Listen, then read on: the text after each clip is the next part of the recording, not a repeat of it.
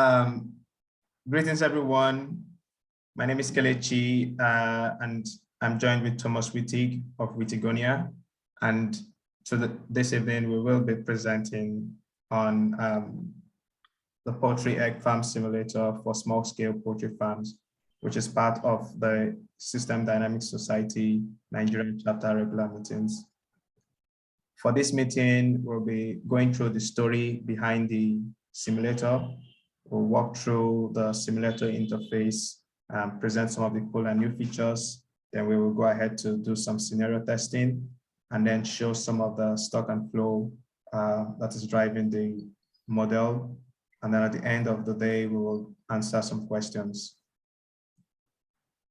So our story is basically around the small-scale poultry farms in developing countries and all of the struggles that they have with their farm operations, which includes productivity, profitability, and income challenges.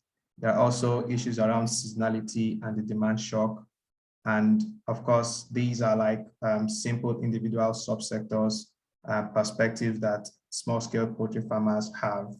So we also understand from our research that small-scale poultry farms require complex interactions. We have interactions with the supply chain and markets beyond just the poultry farm or the poultry egg markets. And the decisions that these small-scale poultry farmers make are usually without investigation of like the feedbacks and the delays from what happens within the farm and outside the farm. And also, most times they do not refer to some of the innovations and technologies that will be best for their farm. And then some of the issues around market prices and supply chain risks are not factored into their decisions. So on the top right, we see a causal loop diagram that shows some basic interactions between the key variables that defines demand and supply and production.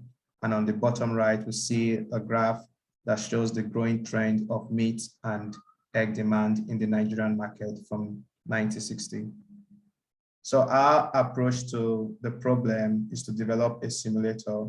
And we believe that an experience-based learning and planning will help farmers operate their farms better.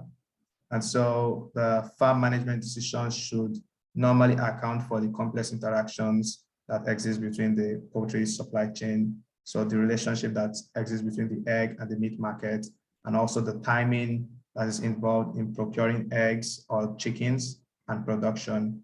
So I believe this tool will be helpful when it comes to management decisions, and will also be helpful when it comes to promoting setting up of small-scale poultry farms or providing educational materials to train people, as well as using it to sensitize the use of some innovative practices within poultry farm management.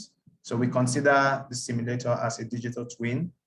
So this also helps farmers build better mental models of what happens on the farm, and also to encourage the understanding of some of the best practices within poultry farm management.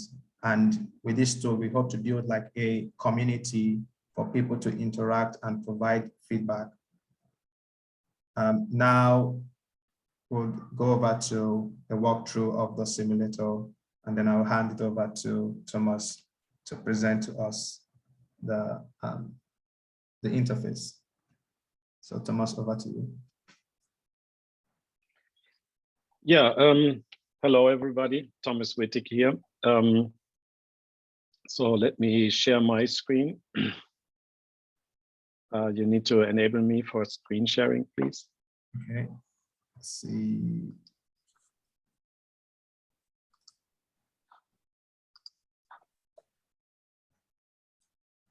Yeah, you should be able to share now. Okay. So, okay, let me get this out of our way here. So this is a short walkthrough through the new version of the flight simulator. We call it the Poultry and Egg Farm Flight Simulator. And let me first do a bit of orientation. So as Kelechi said, this is a simulation based on stock and flow structure. So the technically speaking, this simulation was developed in the EventSim tool, and then we are using the Forio platform to show the web version of this tool. So the way this works is basically when the player is coming to this page, they get a first orientation about what's happening here and what is the charter for the player and how to play the simulation. And let me make this maybe a little bit smaller so we can actually see the entire screen. Then there are decisions to be made. I'm coming back into that in a moment. There are reports. So here we have a KPI dashboard and a business report. I will show them also in a moment in more detail. And before we go there, I usually tell people first to take a look at the overview so that they have an idea of how this egg farm, this virtual or digital twin of the egg farm is actually working. And there are two sections. So this section is basically the model documentation on a high level. And here we expose the stock and flow structure. So we have in this model, we have a bird supply chain, a feed supply chain, and of course, we have our own egg production and supply. And that alone illustrates already the interesting complexity of this issue, because the farmer will have to deal with these supply chain and even more, all at the same time. So ordering feed, making sure the birds have enough to eat, ordering birds to make sure that capacity is adjusted, and of course, producing the eggs. There's also a let's say a simplified financial and accounting sector, which is making sure that we account for the money that we're making and the expenses that we have with the farm. And this is giving us some indication about the incoming revenue stream and the cost stream, and also how our bank account is developing.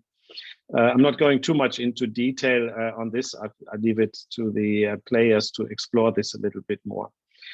What we have done in the new version is an addition. We have, based on some feedback and insights that we've got, we modeled the bird supply, or let's say the bird's aging chain very explicitly. In our first version of the model, if I go up here, we had the birds just as one stock. And that is, of course, not realistic, because the farmer is usually buying birds which are, let's say, in a pre-production mode or pre-laying mode. So they come in, they age after a certain time, then they become productive. And then we have a few more stocks, we call them layer 2, 3, 4. Technically speaking, this could be, of course, done a little bit more elegantly with a nested structure or with subscripts, but we wanted to model this explicitly for the purpose of the players understanding really how the aging chain and the cohorts are working. And also technically, this is also not ideal because the aging steps between the cohorts are somewhat different, and also the productivity between the cohorts. But this brought us closer to reality, because one of the key challenges, of course, is that you may have a bird population, but only a fraction of the bird population is really productive. And then, of course, birds sometimes have to be replaced, so they're reaching the end of life. And sometimes the farmer may want to decide to reduce the bird capacity. For example, when the egg demand is low, the farmer might say, okay, we're removing some bird capacity, so we also needed to account for that. So that is the high-level overview.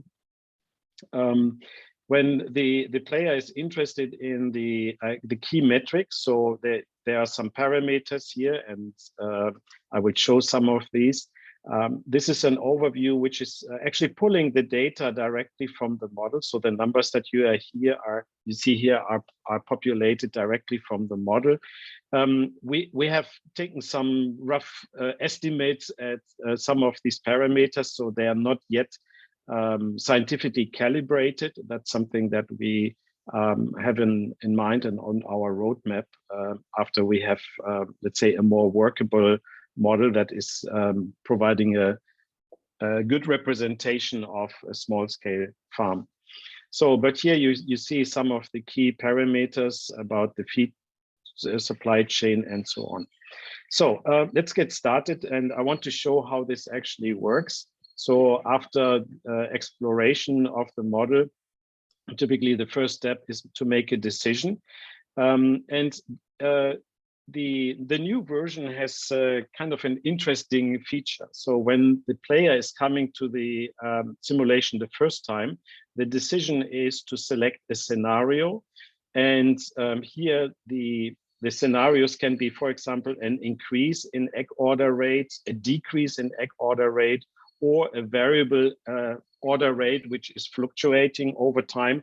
That's, of course, when it becomes really interesting, when you have to manage against changing conditions in the marketplace, or you are looking at a ramp up. And so you can actually set when the time is, the change is happening in the order rate. Let's do that.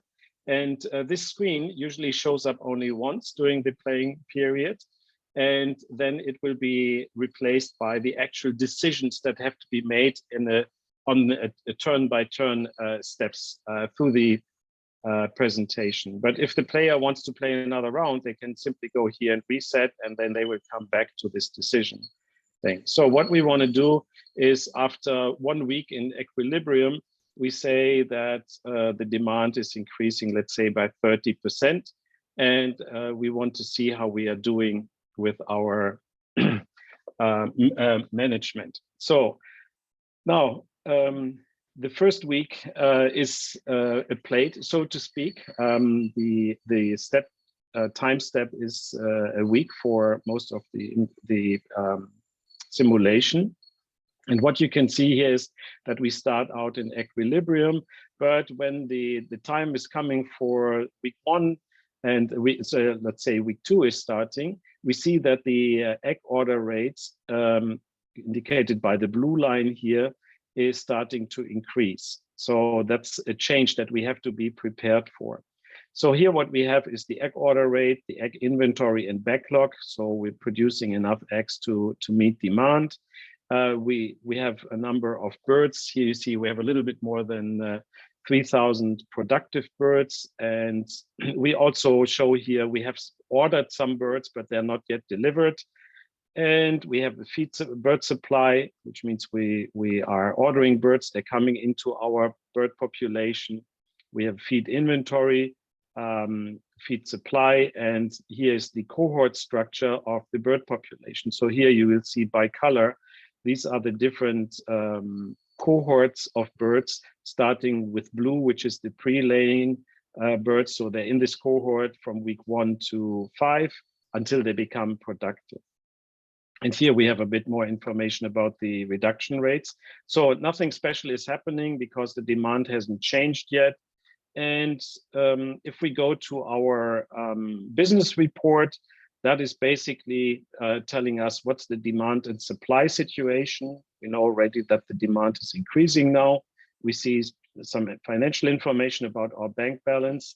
And here we have a table which gives a little bit more, let's say, numerical data. And below the table, we have the egg inventory. And we chose to show this on a day-by-day basis for the first week. And what you will see later is that this is changing. For example, when we have when we're producing too much, then our inventory is increasing. Then obviously also our the eggs age is increasing over time. And here we show a bit more of the cost and revenue run rates over time. So that is the first round, nothing special here. Now, if I go back to the decision tab, you see that this has changed. And now we can make decisions, operating decisions, and set the policy for keeping our bird farm active. So let's say, I'm not really pursuing now an optimization here, but let's say I will order some, let's order some more, let's say like 75 birds. And I can move the sliders for the feed supply, or I can say here we have to order 2,500 kilograms, and I start simulate. I'm not doing anything else with the other areas. So what we see now is that things are starting to move. First of all, we don't seem to produce enough eggs, so that's why our backlog is increasing. We still have the same number of birds because they are on the way to the farm, that they have not arrived yet, so there's a little bit of a delay. Our bird population, therefore, is staying pretty much the same. And let's see what is happening on the business report side. So here we have increased our our supply because we can deliver from our inventory. That means we're also making a bit more money since we are delivering to a demand which is increasing. Our average, our aging structure of the inventory also remains the same. So we're basically delivering the same day eggs, and we're making a bit more money. And this is directly to the bottom line. Now, if I continue and let's say I play a little bit more. So let's say what typically happens is that people start saying, okay, we need to order more birds and maybe even more feed. So we're ordering here, let's say 4,000 kilograms. So that's quite a lot. And let's see what happens, just to illustrate a little bit the things that are happening here. Now we have more birds coming to the farm. So slowly we have more birds. You see this very slightly here that are coming. Our bird structure should start to change and increase in the next periods. And also our feed inventory is increasing. So we have a lot more feed that is on the way to the farm. Our feed inventory is increasing, and our desired inventory is pretty much at the same level because our birds have not yet arrived. Okay, so the player would continue. We can play just for the purpose of this a couple more times. I'm throttling this back here a little bit, so just to make sure that this is not going through the roof. And so what we see happening is there are suddenly some dynamics kicking into our bird supply and demand. And this is a fairly simplified rate. A fairly simplified simulation, because we have only a step change in the demand. And the key, of course, is to increase the bird population by increasing the bird order rate in combination with the demand. So typically we play several rounds for this, and then we see the dynamics kicking in. So for example, when the feed inventory is decreasing, that means that we will soon have a problem with our birds and egg production. So that will probably lead to a situation where we're going into a distress. So let's play this one more round, and probably we will see some problems with our inventory coming in. So our egg order rate suddenly is collapsing. And that makes a lot of sense, because when we are not feeding our birds for an extended period of time, the mortality is increasing. So as a consequence for that, our egg order and production rate is collapsing quite significantly. So that's hard to deal with. And then typically what we do in a group setting is to find a new scenarios where we manage a turnaround situation with the farm and so on. So that's one simulation. Now I mentioned that you can play different scenarios. So let's play a different scenario here.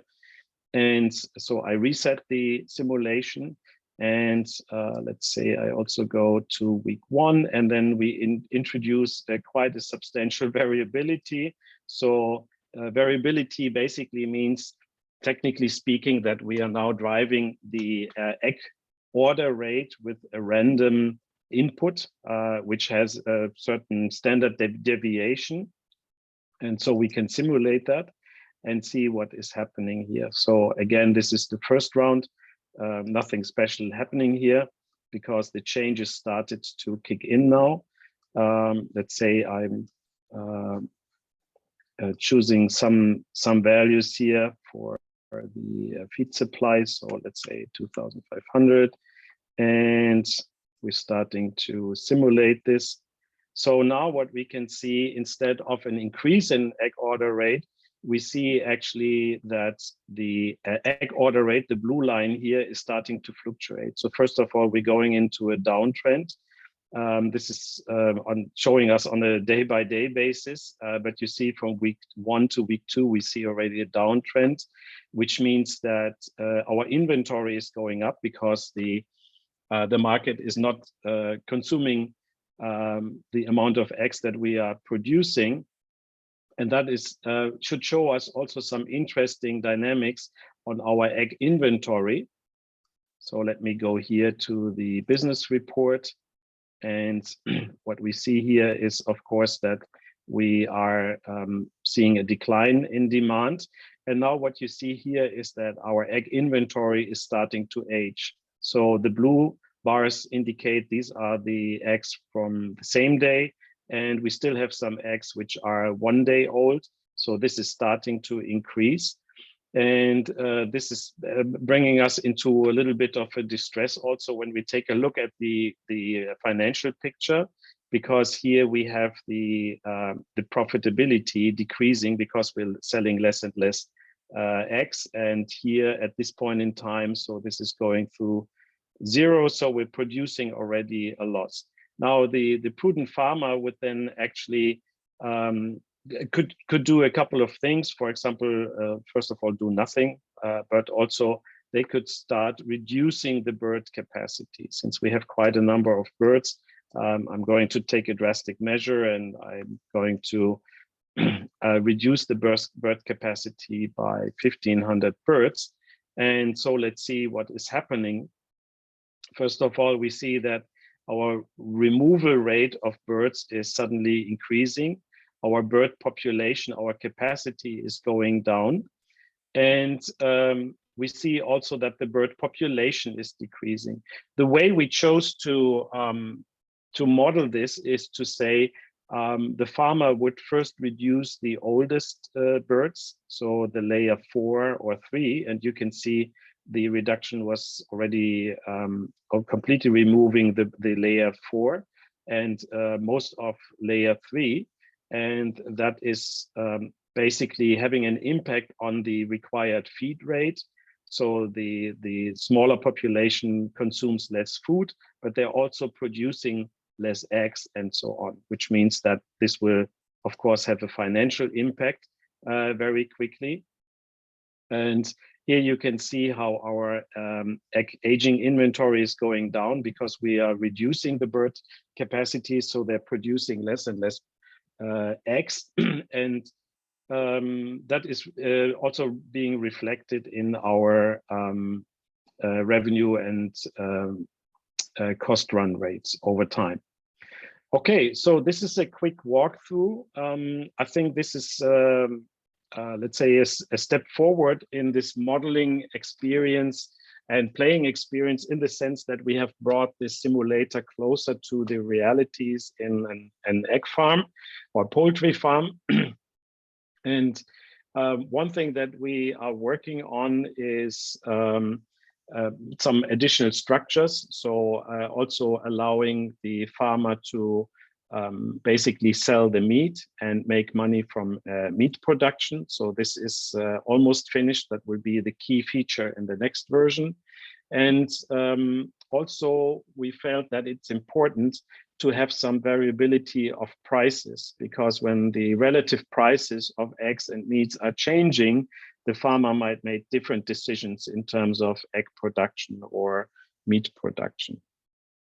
All right, Kelechi, can I give it back to you? I think you have probably a couple more things to share about the roadmap, and then we can do a short Q&A.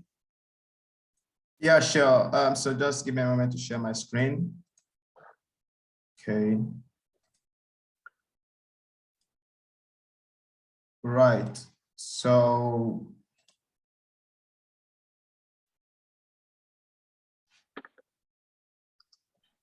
Yes, so thank you, Thomas, for the quick walkthrough. Just as Thomas said, we have these in plan. This is currently the version 2 that Thomas just shared with us, where he talked about like the aging chain and the step changes and variability. So for the next version, we'll be introducing the meat production sector, where we'll try to provide that as an opportunity for the farmer to earn an extra income. And in future releases, we'll look at integrating a business and financial management, as well as using the system dynamics approach to address some of the common challenges faced by small-scale poultry farmers.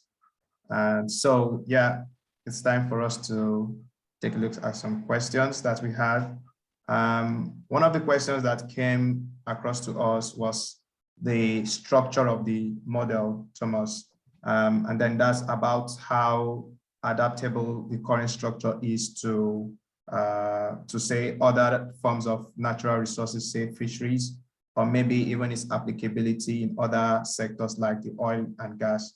So what would you say is the adaptability of this model to other uses?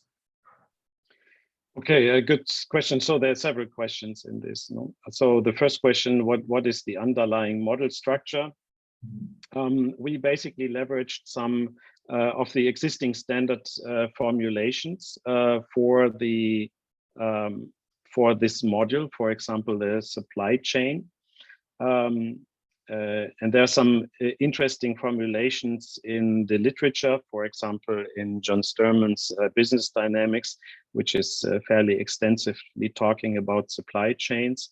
And what we basically did is we adapted these standard formulations to the context of a farm, of an egg producing farm, or later also meat producing farm. Mm-hmm. And as I mentioned before, there are several supply chains which are interacting with each other. So there's the bird supply chain, the feed supply chain, and egg supply chain.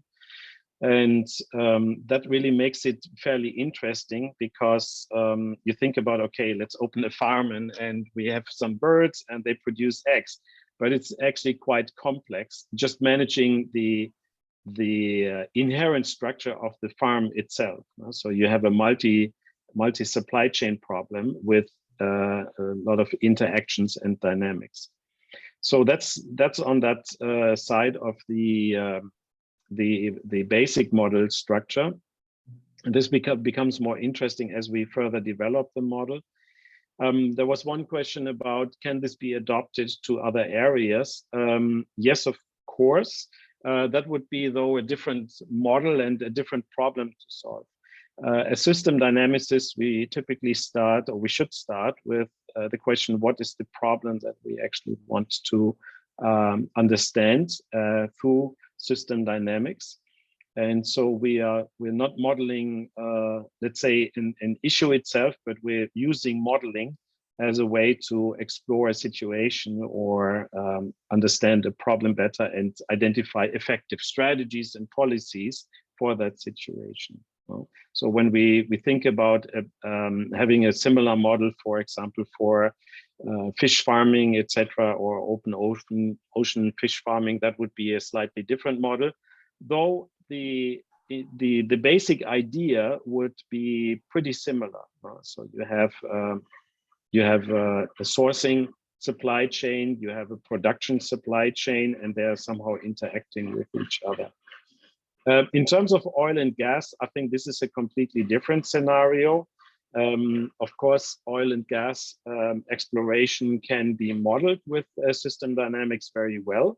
The key difference there is A, it's a different problem to solve, and B, there would be different structures involved, like oil field exploration, the production, and so on. And C, I think the big difference is that this is happening on a much different time scale.